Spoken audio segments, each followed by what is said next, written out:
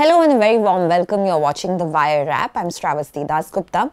Elections are coming up in Jharkhand and the BJP is playing its card of polarization and pitting Adivasis against Hindus in the state. Meanwhile, in the US, Donald Trump has returned as the 47th president, defeating Kamala Harris in a race that was pipped to be close but turned out not to be so. And in Jammu and Kashmir, following elections that were conducted after a decade, the NC government has now passed a resolution seeking the restoration of special status in the erstwhile state. Along with that, CJI Chandrachud is retiring later this week, and as he leaves office, we also need to look at the questions of the kind of judiciary that he is leaving behind as he demits office. Joining me today to discuss all this and more is Seema Chishti. She's editor at The Wire, and Maneesh Chhibber. He's a senior journalist, and you must have read his stories in the Indian Express and elsewhere, as well as on The Wire. Thank you so much for joining us. Let's get started with the fact that in Jammu and Kashmir, after elections were conducted after a decade, the assembly yesterday, that is on Wednesday, has passed a resolution seeking the restoration of special status. But interestingly, the wording of this resolution does not explicitly mention Article 370, neither does it use the terms August 5th, 2019, which is when this article was read down. This has, of course, created some furor in the assembly. The BJP members created chaos and tore papers, according to reports. And after that, criticism has also come for the NC government from other parties in Jammu and Kashmir, including the PDP, which has criticized the resolution for being ambivalent.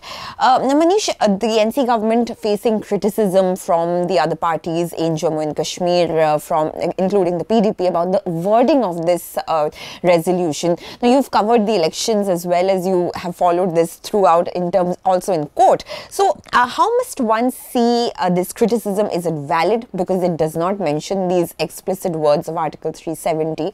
And what is this resolution to your mind exactly? You know, it's a balancing act.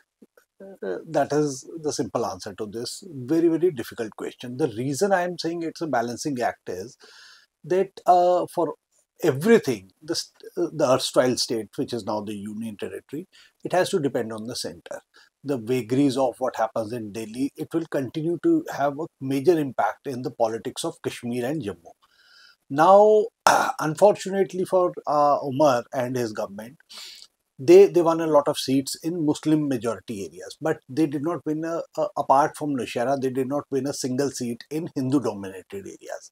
So that is a big problem for them. Now the BJP has swept Jammu, and anything that they do will be seen from the lens of Kashmir versus Jammu and Hindu versus Muslim. So, which is exactly going to play into the hands of the, is like playing into the hands of the BJP. So, Umar has, what he has done is, he's tried to placate his constituency, while at the same time ensuring that the BJP also does not get angry with him. Because we need, let's not forget that everything that the state does or the government does, you know, the final signature has to come from the centrally appointed LG, who's a BJP leader, who's going to try and, you know, stop everything that the government wants to do if it does not suit the agenda of the BJP. So Umar, I think he's tried to do something, especially after what the PDP MLA Mr. Para did. So he's tried to send out a signal that we will do something, but I don't think that is going to help him, you know, help him convince his constituency. But these are early days. Seema, I just want to mention also the fact that facing this criticism, Omar Abdullah said that the resolution is only a first step, and that the assembly has done its job, and the PDP, of course, has said that it will try to move an amendment. But an important point was raised by Leader of Opposition Sunil Sharma in the assembly, and I just want to quote him here for our viewers. He said that the resolution is illegal, it is unconstitutional, It has no sanctity, no validity. This assembly is not bigger than Parliament or the Supreme Court. Article 370 is history and no one can repeat this history here now. So how will the centre then see this? Because it directly kind of challenges the Modi government's claim that Article 370 is done and dusted. So I think what Manish said, he's absolutely right. I agree with him. There's part of a balancing act. But I think the balancing act goes a long way, especially with Omar saying it's the first. We must not forget that this is a background and a context. If you look back at the turn of the century, you had a proper autonomy council set up, which was headed by Karan Singh before he stepped down in 1999. And in the year 2000, the full-fledged assembly of the Jammu and Kashmir state passed a very powerful resolution. They in fact suggested it should be broken up into 8 administrative units. There was a proper kind of a plan for autonomy, self-rule, which really threw the security establishment in India in disarray, and they were worried that it may be playing into Pakistan's hands, etc. But what this resolution, I think, does is underscore the fact that you have a political problem in Jammu and Kashmir, which is not purely a communal problem or not even purely a federal problem. And for the first time, you had the government of India overriding the assembly, using parliament to strip down a state. It's the first time in the history of India that a state is turned into a union territory. It is bifurcated into 2. Letting that go unchallenged was not an option for any elected government in the union territory. So I think he's done this quite smartly, and everybody kind of understands the code words and the signals. And the fact that Article 370 has not been mentioned. So for all, the BJP is well within its rights, and politically it's understandable why they have said what you have just quoted. But it does not go a very long way, because they're saying things like national unity. They've used the terms national unity. They've spoken about speaking to elected representatives. They are elected as per the Indian Constitution. So it seems like a very fair and an open demand for any citizen of India, now that it's fully integrated into the Indian Constitution, to give them a fair deal and to give them all freedoms which people of Haryana, Delhi, Tamil Nadu or Madurai or wherever have. So I think it's kind of portends interesting times. Before we move on from this, I want to ask you, Maneesh, that the fact what the BJP is raising and what Seema is also saying, that this matter has been settled by the Supreme Court. And what BJP is also saying, that it has been settled in Parliament as well as Supreme Court, where it faced a challenge. So what kind of legal problems could this resolution then run into? It's just a resolution. As Seema rightly said, there was the autonomy committee report, and then there was a regional autonomy committee, yes. Balraj Correct, Puri. Puris. So the issue at hand is that what does the government of India do with this? It will do nothing. Every side here, barring the Congress, I think, is playing to the gallery. So Omar is, talking to his own constituency, trying to send out a signal that, look, I have done something. It's not as if I have not done anything. Now you wait and watch. Maybe I will do something more. The BJP, as always, was expected to, question whatever this government is doing. And that is why they are in the opposition. So BJP and Omar both have done whatever was expected of them as a first step, and now the ball is in the court of the union government, which will do nothing. And also on the legal side, the issue has been settled. The Supreme Court has ruled, rightly or wrongly, that is for the future to say. But the fact is that Article 370, the partial abrogation, has been upheld. So this is the best these people could do. And they have sent out a signal that, look, we also have to understand that this vote, that this time it was also a vote against the partial, yes. At least in Srinagar, was against the abrogation of Article 370. So Omar, his party has swept. Yeah, and also, Manish, to add to your point, this is nothing. He's not gone against the Supreme Court order. One important reason for not talking about 370 may have been that. So he has not sort of said that he's speaking about a different ballgame, a different phraseology. So, and Article 370 was struck down for several reasons, including the fact that it was seen as a temporary measure. He's not talking about temporary, he's talking about special status. Many other states are asking for special status, so... In fact, they have it. Exactly, they have it. So he's done it very cleverly, I think, by not mentioning 370. Because by mentioning 370, you immediately run into those grounds. Yeah. BJP would be well within its rights to say that the topmost court has struck. He's not mentioned 370. He doesn't want 370 back. He wants a special status. All right, so we'll have to keep an eye on those developments to see how the NC government kind of navigates this along with the centre. But since we are talking about legality and Article 370, a major part of the Article 370 judgment in the Supreme Court was, of course, CJI D.Y. Chandrachud, who's resigning from office later this week, and he will be succeeded by Justice Justice Sanjeev Khanna, who will become the new Chief Justice next week. Now, this last week has seen the outgoing CJI in the media for a variety of reasons, and in a bit of a storm, if one could call it, from one statement to the other. And Manish's reports have also come in the Wire, which has also stoked up a little bit of a storm. But whether it was his pronouncement that he asked God before when the Ayodhya dispute was in front of him, or the fact that he defended the Ganesh Puja that took place at his house where he invited Prime Minister Modi, or the fact that where he said that when he has given bail to A to Z, and it cannot be that when judgments go against the government, the judiciary is seen as independent. Before we go into the legacy of all of this, I want to pick on the fact that just yesterday, the Supreme Court has come down heavily on the UP government in the case of a 2019 demolition case. And the Supreme Court has said that such demolitions cannot be conducted, and also reprimanded the high-handedness of the Yogi Adityanath government. But this is, of course, coming on the back of a slew of demolitions that has taken place in recent years. And just to give our viewers an estimate, according to a 2024 estimate by the Housing and Land Rights Network, authorities at the local, state and central levels have demolished 1,53,820 homes in 2022 and 2023. Now, this has led to evictions of over 7 lakh individuals.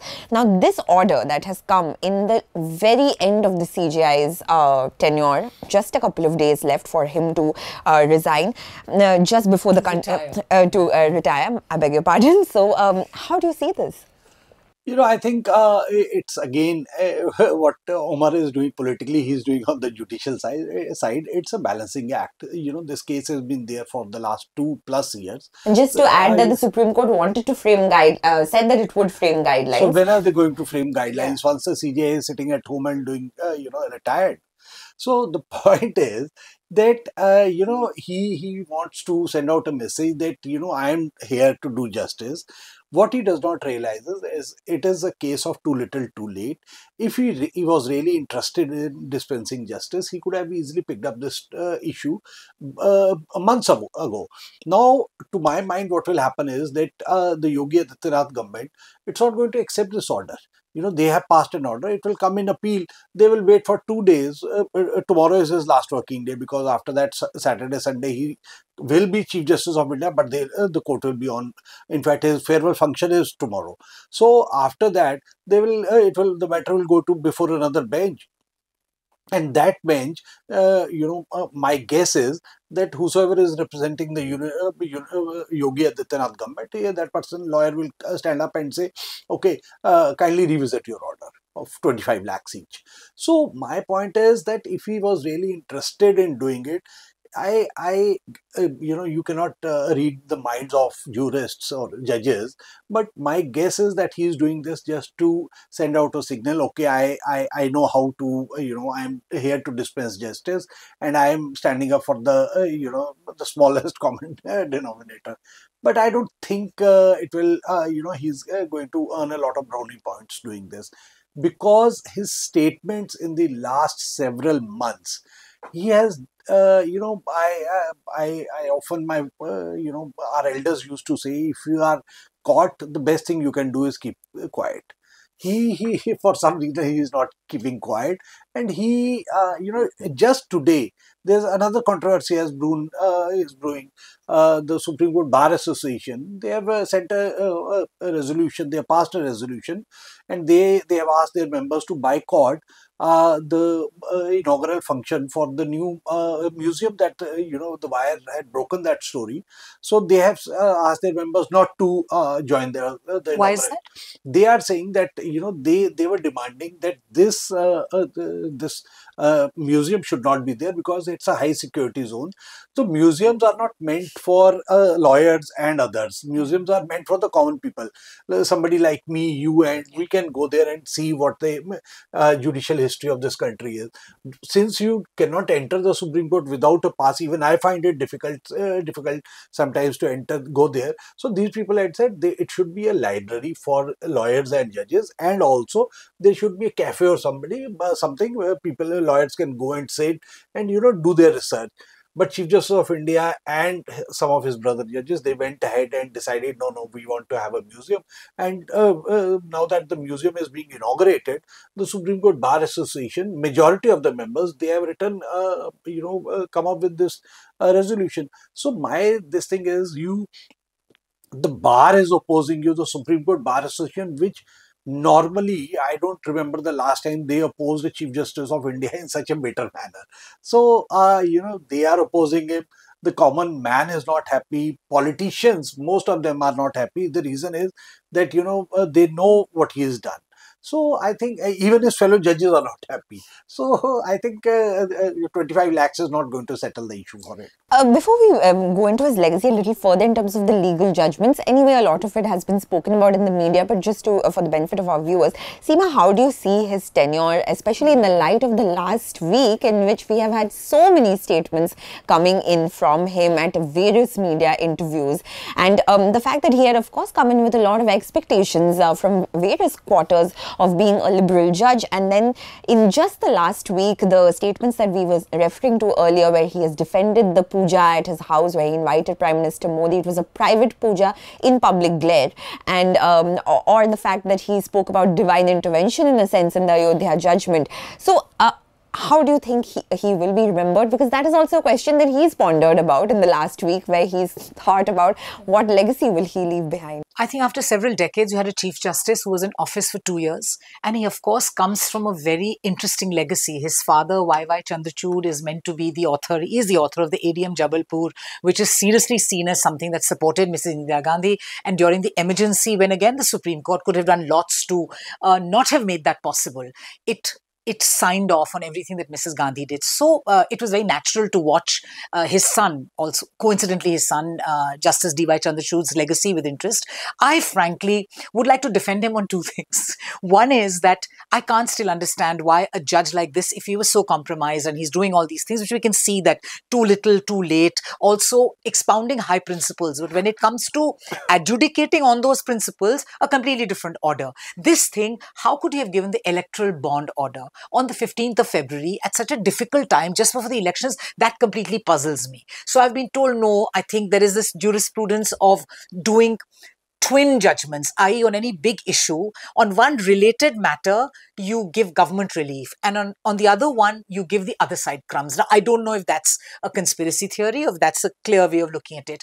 I hold the fact that he said that I will that God, I waited for God. I think had he said that for any other order, I would be okay with that. Because as judges, as people, this country does not accept people getting inspired, etc. And you can pray to your God for inspiration. You can meditate before giving an order. But in a case where God himself was a juristic person, was appellant, the third suit is on behalf of the idol, which is an infant in perpetuity, which had people arguing. There to say that, I think, is a really calculated statement where he's actually sending out a signal that he's on the side of one party in this particular dispute. And he's almost kind of reminding people who are on the side of the Ayodhya judgment that he remember that I wrote the Ayodhya judgment. Because to all extents, it was done and dusted. It was over in 2019, November, to remind people of that. I find that funny. Also, in the discussion that he had at a program of a national newspaper, when he was asked explicitly about Mr. Modi coming in,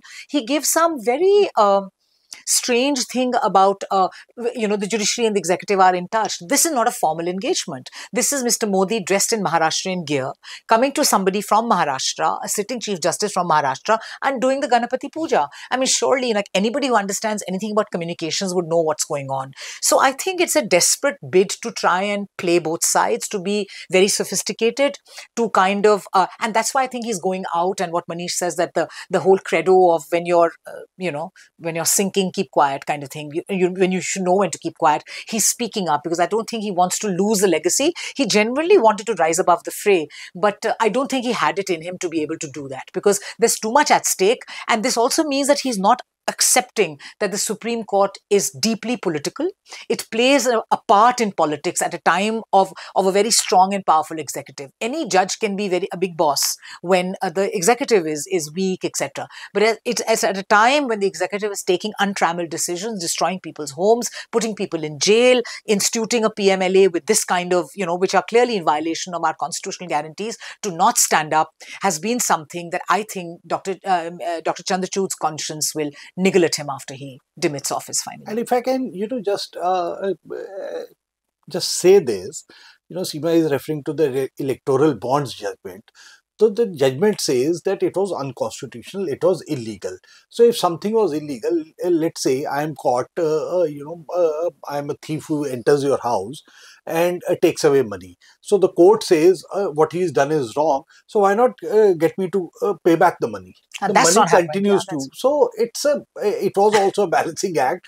And more importantly, Ram Lalla, as she has rightly said, was a party to this dispute for many years. And only in that case, he's saying he should have said that I spoke to God when Umar Khalid came up. I should have spoke to God when I did Justice Loya. That's understandable. But to say that where it's a party, when that's the whole dispute, misplaced poetry. But because we're speaking about his judgments, when he became CJI, he had, as we were mentioning earlier, he had come with a lot of expectations, because when he was judge, he had given some progressive judgments, whether it was the decriminalization of Section 377 or allowing women's entry in Sabrimala temple, or the right to privacy, where he overturned his father's judgment. But when he became Chief Justice, these points that you were mentioning earlier, we also saw central agencies being weaponized, opposition leaders being jailed, and human rights defenders were still in jail, and some like Stan Swamy even died in jail. So how do you see India's judiciary in the landscape of, as Seema was saying, a powerful executive coming from this, moving forward? What is the legacy that in the Indian judiciary, and particularly the Supreme Court, which is the upholder of the final rights of the Indian people, moving forward from this? So, here I would like to respond to what Justice Chandrachud said. He says that, people expect us to fight the government, and, whenever we give anti-government decisions, people hail us, otherwise a section of people, and otherwise people are not happy with us. So, I need to, in fact, all of us need to remember that by the Constitution wants the judiciary to be anti-government. That is, just like journalists. We are not stenographers that we write whatever the government tells us to write. If that would be, anybody can do that. So just like us, the judiciary, 85% of the cases that come before the Supreme Court or various courts, the government is a party to those cases. So, by definition, it's the biggest litigant in the country. It's the biggest litigant. So by definition, you are supposed to be adversarial to the government. So to say that or suggest that, we don't want to fight, and look at what the government is fighting with you, and you are keeping quiet. Look at appointments. Sending back your appointments. Not sending back, sitting on those. 7 years, almost 7 years, you have the case of Kirpal, Saurabh Kirpal. Nobody knows where that file is. So you have the case of Sandhawalia. And for, I don't know, if somebody, my basic theory is, if, let's say, he was being sent to Madhya Pradesh, they decided, no, let's send him. Obviously, it was meant to, send a signal to the government, or maybe they were in touch with the government, and government said, give him a smaller high court. So, if he is unfit to be Chief Justice of X-A High Court, how can be fit to be the Chief Justice of B High Court? He's, to my mind, he's a very good judge, a very fair judge. But you are sending a larger signal, and by you, I mean the collegium is sending a loud and clear message to judges, especially those in subordinate courts, that, we will do whatever the government tells us, which is, I think, unfair, and it should be stopped. But just before we move on from this, would you say that this is a precedent that has been set which will be difficult to move on from, or we have seen such instances in the past and that it can go either way? I'll give you a very interesting example. Very few people would be aware of that. Justice Sandhawalia right now is the senior most puisne judge of the Punjab Haryana High Court. His father was Chief Justice of a High Court, Justice Sandhawalia's father. And, and I'm trying to answer your question. This is not happening for the first time. his father's name was recommended for Supreme Court, and his father had given a landmark judgment, and that judgment did not, it did not please the person who was a minister at the center, who later became our president, Gary Zalsing. Gary Zalsing took that file and kept it in his drawer, and it never came to the poor man, never came to the Supreme Court. But those were exceptions. Now, every second or third case, we have this happening. I can give you a list of 20 cases where, Justice Chatterjee's, Banerjee's son, the person who investigated the Godhra train attack, so his son's name is stuck there. So are so many other cases. So my point is, once or twice, we can understand. Look, in a democracy, the government would also, the executive, especially when you have a strong executive, it likes to browbeat other sections or pillars of the. That is acceptable. That even the judiciary, I think they accept it. They know this will happen. But happening at such a repeated, there are so many instances of this happening, that to my mind is worrisome, and that is where the government judiciary also needs to do something. Just to say, like we speak of a strong executive and judges not doing some, but if you look at Nehru's tenure, he was very powerful. He was such a powerful leader. He's come out of the freedom movement. The judges did as they pleased. They ruled against him so many things he wanted, whether it is whether it was land distribution, etc. They ruled against him. They even ruled against Mrs. Gandhi. Two chief justices, two judges who were overlooked for to be chief justice resigned. You don't have those instances now. These are very powerful executives. So this judiciary really worries me, and they need to see their role in history. And if they tell themselves at dinner time that this very powerful executive, we're behaving like this, all the predecessors did not behave like that. And what Maneesh said, that while it was happening as an exception, it's okay, it isn't brought down to a routine. You're going to browbeat the judiciary for every judge, for every little posting, because you want to stack the judiciary. That's worrying. All right, so we'll have to see how Justice Sanjeev Khanna's tenure is in the coming days, as CJI Chandrachud's tenure is ending. But moving away from India for just a moment, let's talk about the fact that Donald Trump has convincingly defeated Kamala Harris and become the 47th president of the United States. And even though the race was pitted to be a close one, it turned out in the end not to be so.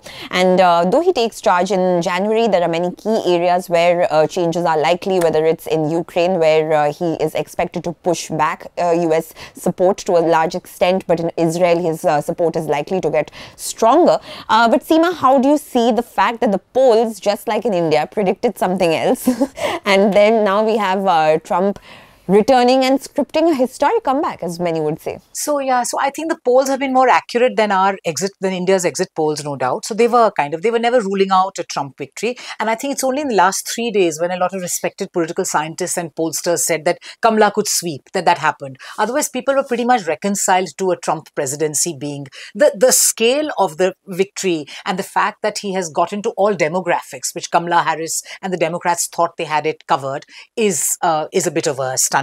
But I think this impact, when America gets a cold, we all sneeze, and, all of that. So we need, though we've not voted for the American election, and good luck to the Americans, they've chosen as they wanted to, and they'll have to suffer the consequences or benefit from the consequences of Mr. Trump. But this has deep consequences for the rest of the world. One is the open misogyny, hatred, personalized comments that Mr. Trump campaigned on and won. That has a message. It provides templates for world leaders, for leaders who've already congratulated him first, whether it's Mr. Viktor Orban, Benjamin Netanyahu, or Narendra Modi, who do not even wait for the official message to come in and they congratulate their friend Donald Trump. It encourages this kind of behavior globally. You have people like Elon Musk, big billionaires, supporting him in the name of the poor, in the name of bringing down taxes when the billionaires will benefit more. I think worries me about first principles of equality, of justice, of all of that takes a hit. When it comes to the environment, America is historically responsible for 20% of global emissions from 1850 to 2022. It's a recorded fact. Without their support for a cutback in emissions, and Mr. Trump in his first regime pulled back from the Paris Agreement, there's trouble.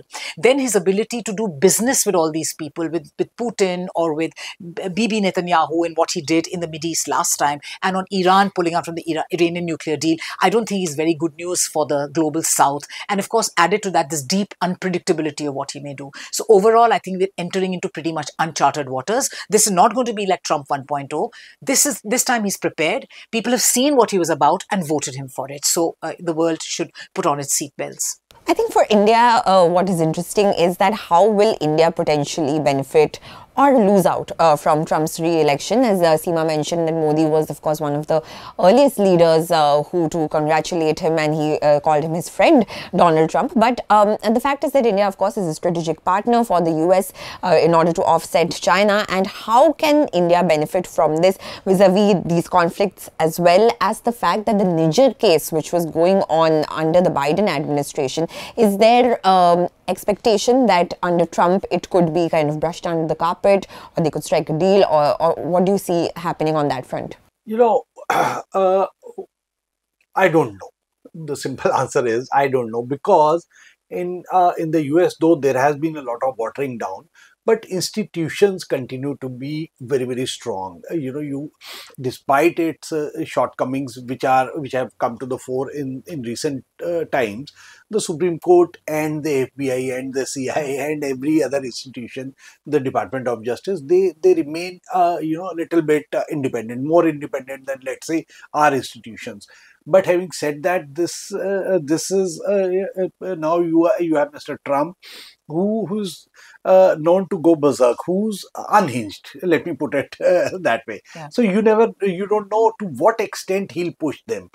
Also, more importantly, for India, I think Trump may turn out to be bad news, because he's already talking about tariffs.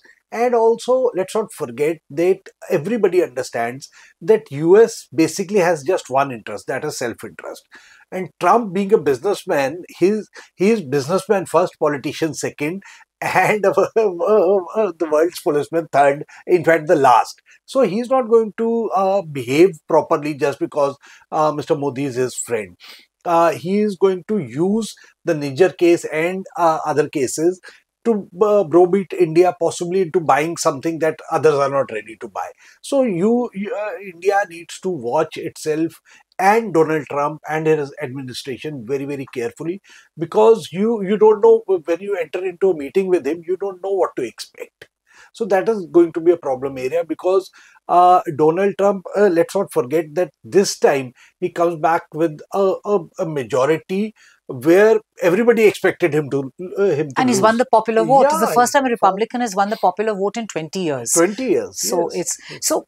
Also he has this very bad habit of outing all secrets. So if he's had a conversation, a one-to-one with a leader, he goes and makes it public in ways that embarrasses everyone.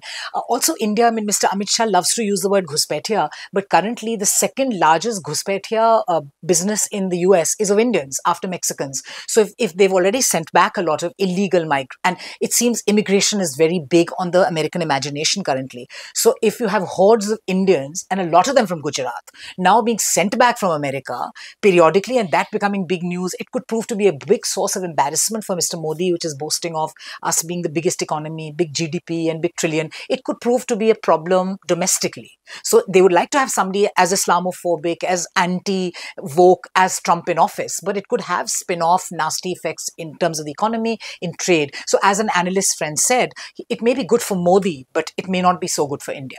All right, so we'll have to see how the Modi government kind of navigates that going forward. But before we wrap up, we want to quickly also mention the fact that elections are due to take place in Jharkhand in the coming week, and the BJP, just taking off from what Seema was saying, that that they have once again employed the rhetoric of Ghuspatia, that is infiltrators, in the Jharkhand elections, and alleging that Bangladeshi infiltrators or illegal immigrants are coming into Jharkhand. They're taking away roti, mati and beti, which is land daughters as well, in Jharkhand, and pitting the Adivasis against the Hindus in the state. And the BJP has even branded the India bloc, which is the Congress, JAM, RJD and the CPIM alliance, as Ghuspatia Samarthak, that is one who supports infiltrators. Now, we know that in 2019, the BJP lost about 25 of the 28 scheduled tribes seats in Jharkhand, and now they are once again kind of going back to the rhetoric that we saw in the 2024 Lok Sabha elections as well,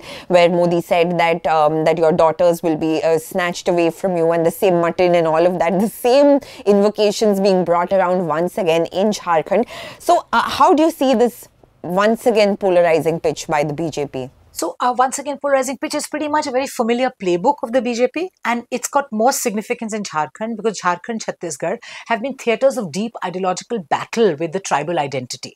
It's been a place where because of they feel that missionaries are out, so this entire Vanvasi Kalyan Parishad, so it's a deeply ideological issue for them, particularly as the tribals there have come out and said we believe in the Sarna Code. The Sarna Code is supported by the JMM, and that the BJP and the RSS see as an existential kind of a threat. So for them to do this, to draw fresh lines, to draw new lines of fear of the outsider, of bringing in Muslims somehow in the equation, because they're worried about a whole lot of tribals having opted for the Sarna identity in the 2011 census. That worried the RSS. So this has an ideological kind of basis for why they're doing this, and of course electoral, as you said, they would want to bring back the tribals. Secondly, they realized that imprisoning Soren, the only tribal CM that India had, was behind bars for so long. That may play very badly with the larger tribal identity, which may hurt them electorally. Therefore, this move to bring in Champai Soren and to do all this. So I think this has a twin-pronged kind of motive, electoral but also deeply ideological. They're worried about it. And this is a familiar playbook of the BJP, that katenge to batenge, that kind of anti-Muslim kind of rhetoric. So they're trying to shore up and cement their kind of vote bank.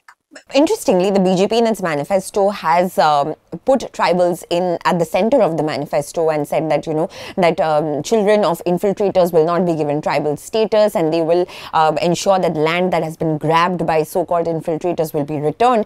But I suppose the most interesting part about this manifesto is the fact that while promising the implementation of the Uniform Civil Code, the BJP has said that the tribals will be exempt from its ambit.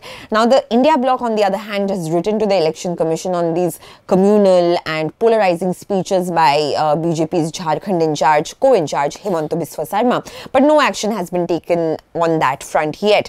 So on the back of the Haryana win, how do you see these strategies, the two-pronged strategies, and these kind of playing out in Jharkhand from the BJP side? The BJP does what it does, knowing very well that it can and will get away with that, whatever it says, because you have an election commission which is ready to forgive, forget and move on for everything that the BJP, questionable that the BJP does. The India Bloc, the Congress, JMM and any other political party, they may, go and sit outside for all they want outside the Nirvachan Sadan, and nothing is going to come out, or very little is going to come out of that. The reason is, when the election commission changes the DGP of a state like Maharashtra, so everybody thinks it's a big win, but the fact is that it's just she's just a small cog in the wheel. So election commission is not taking note of whatever these people are saying. Till about I remember when during UPA, when the then Union Law Minister Salman Khurshid made some statements, the then Chief Election Commissioner S.Y. Qureshi immediately took it up with the government and told him, and in fact he was taken back. The full policy had to be struck down. Yeah. So my point is that during UP election also, and where Salman's wife was a contestant, and she came forth because of those actions by the election commission. So we can only remember the past election commissioners and hope we will have better election commissioners in the future. And before we wrap up, this polarizing pitch will it resonate against the India Bloc? Because as you were mentioning, the Sarna Dharma Code is such a major part of the BJP's kind of problem that it's looking at, but it's what the India Bloc has promised. And number one point of its guarantee is that the implementation of the Sarna Dharma Code, and also going back to the domicile policy on the basis of the 1932 Khatiyan. So do you see that this is ultimately coming back to a fight between polarization on one side and tribal identity on the other? Sure, I mean, that certainly underlies that. But this is an assembly election. So we think a whole lot of this will be like 81 contests as well, which is also a win for India if it's able to not let it become a one issue, one sweep election. So I think the India bloc has done well to stick to this. And I heard Soren yesterday when he contested what the Prime Minister said about Mati, Beti and Roti. And he spoke about Ram Rahim, the bail given to Ram Rahim, Bilkis Banu's rapists being welcomed. And he said, what is happening to the mining with land? What is the BJP doing? So I think they're taking them on and contesting them. But it's a difficult one because he's been out of office for a long time.